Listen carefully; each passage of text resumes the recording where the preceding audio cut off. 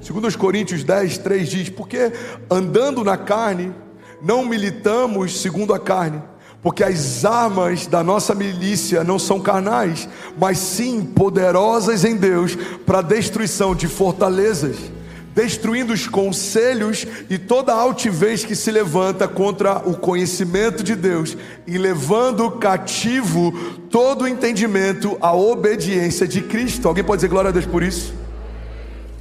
Governar as emoções, eu estou finalizando essa mensagem, é um pré-requisito básico para que a gente possa viver uma vida com propósito.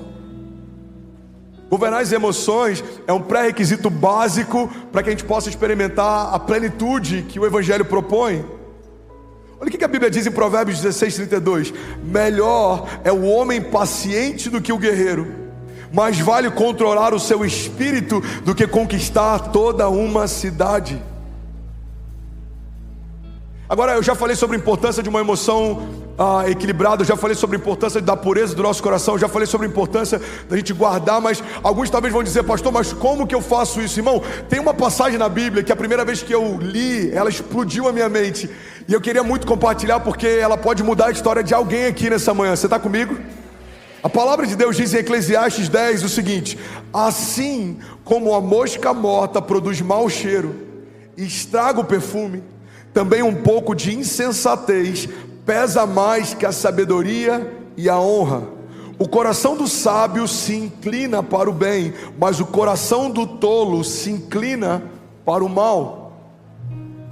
O que a Bíblia está dizendo é que se uma mosca cai num perfume, todo ele se perde. Naquela época, no contexto em que esse texto é escrito, um perfume valia muito dinheiro. Você lembra daquela passagem em que uma mulher quebra um frasco de perfume aos pés de Jesus, um perfume caro, que valia 1 ano de trabalho? Naquela época os perfumes eles eram muito caros, eles eram inclusive parte da herança, era deixada para alguém. Se você morresse, o seu perfume era parte da herança que você deixaria para alguém. Então o que a Bíblia está dizendo é que se uma mosca cai sobre um perfume, independente do valor que ele tem, todo ele se perde.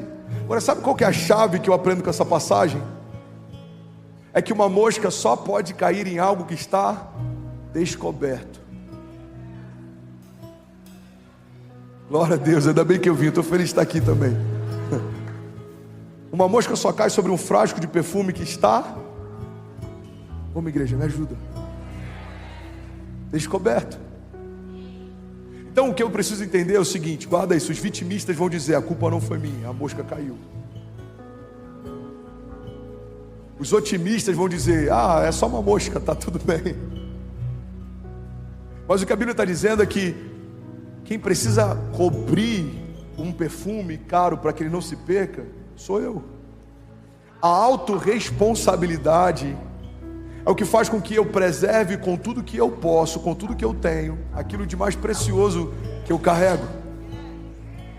Davi fala para Salomão: com tudo que você pode, adquire sabedoria. Eu queria liberar uma palavra sobre você. Com todo o nosso entendimento, a gente precisa preservar a unção que foi derramada, a gente precisa preservar a pureza que foi recebida, a gente precisa guardar o nosso coração. A Bíblia fala, eu quero voltar para o início da mensagem, sobre tudo que se deve guardar. Guarda, protege o teu coração, porque dele procede as fontes de vida. Então, irmão, guarda isso em nome de Jesus. Alguns vão dizer que pensamentos são inconscientes. André, os meus pensamentos são inconscientes.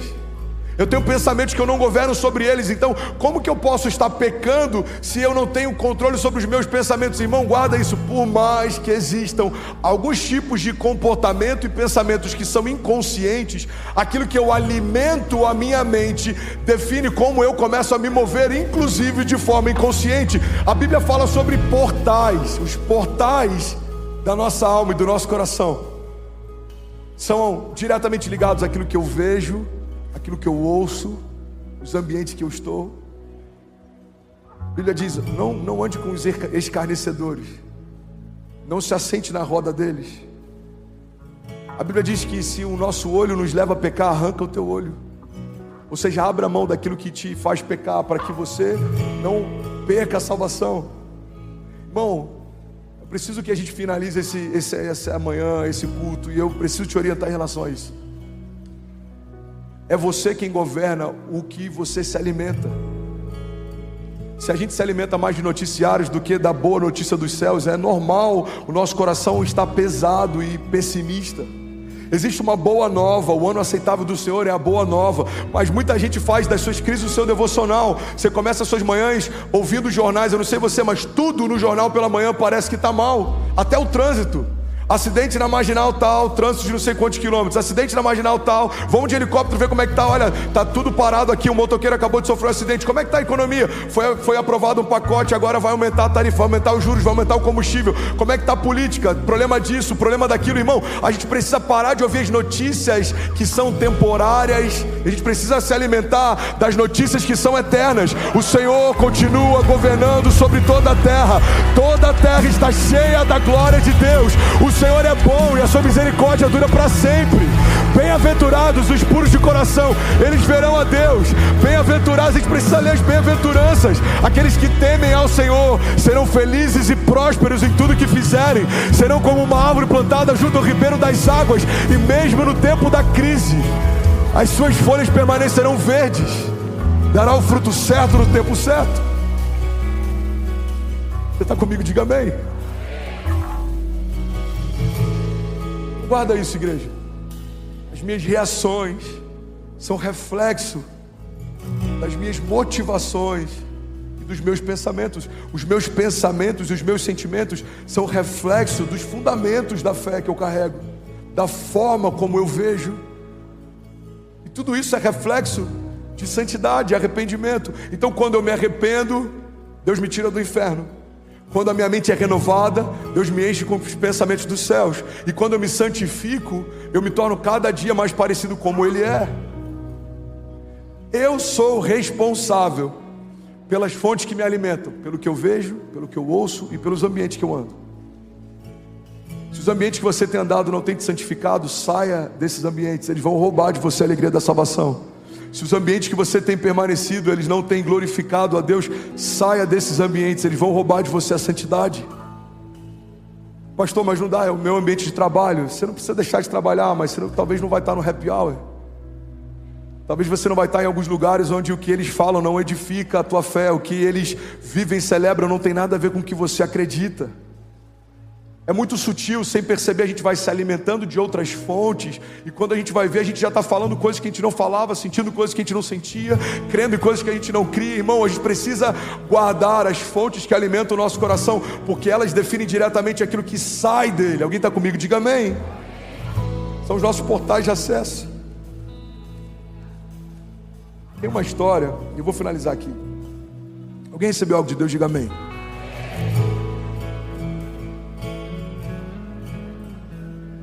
Aleluia. Tem uma história de um velhinho que todos os dias ele ia tomar café com a sua esposa. Ele se arrumava, botava o perfume que ela amava, botava a roupa que ela gostava, e ele ia lá no hospital. Ela tinha Alzheimer, ela estava internada há algum tempo.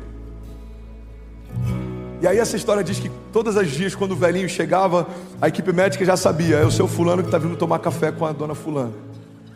E aí ele levava flores para ela, e ele se apresentava: eu sou seu esposo, tá lembrado? A gente tem tantos filhos, a gente se conheceu em tal ano. E ela ia lembrando de algumas coisas, eles tomavam café da manhã junto, e no dia seguinte ele voltava e fazia a mesma coisa. Até que um dia o médico chegou para ele e falou: seu fulano, sua esposa não lembra de você. Quando você sai, ela se esquece de tudo.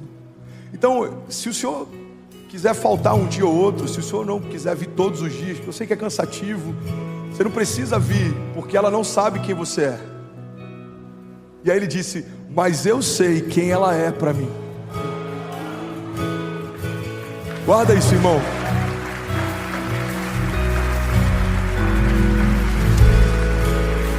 A pureza do nosso coração é exatamente como essa relação que eu acabei de compartilhar. A gente precisa manter o nosso coração puro, não é porque os outros estão vendo a pureza do nosso coração, mas é porque a gente está olhando para o nosso coração e está vendo quão puro ele está. Não é porque os outros estão aprovando a nossa jornada, mas é porque Deus está olhando para a gente, para a nossa jornada, e Ele está se alegrando do que a gente está construindo. A pureza do nosso coração, igreja, não é para o outro, isso é hipocrisia. Não é para a gente se tornar mais santo para dizer que é santo, não é para a gente se tornar mais puro para dizer que é puro, não é para a gente se tornar feridor de ninguém, não é para a gente se tornar juiz de ninguém. É para a gente ouvir naquele grande dia: servo bom e fiel. Eu tenho uma morada preparada para você. Eu sei quem você é. Eu me alegro com o teu coração. Filho, vem. Existe algo preparado para você. A pureza do nosso coração, irmão.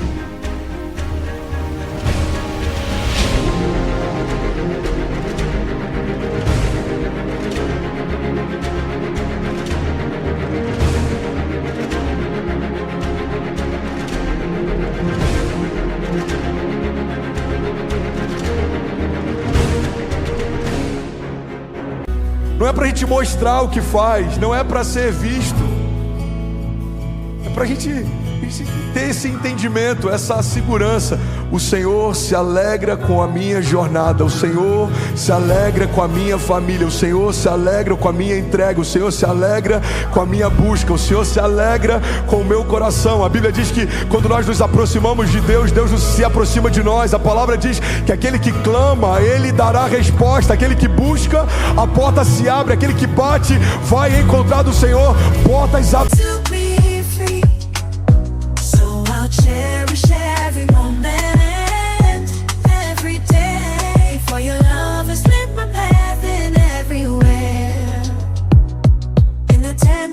Of your hand, I find the strength to rise and stand through every trial, every tear we've shed.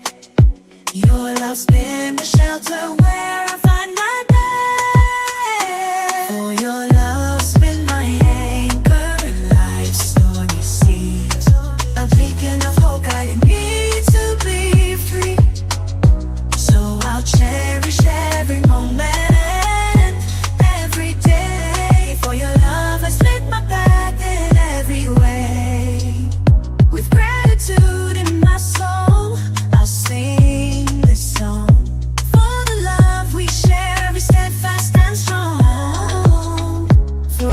E é sobre isso que eu quero orar nessa manhã. Você está comigo? Diga amém.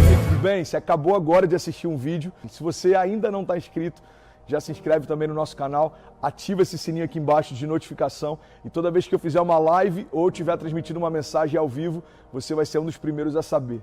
Mas eu deixei mais 2 indicações aqui que eu espero que façam muito sentido para você. Então já aproveita e clica para assistir a próxima mensagem, beleza? Seja bem-vindo ao time de incendiários e eu espero de verdade que essas mensagens mudem a sua vida como elas têm mudado a minha também. Até a próxima. Valeu!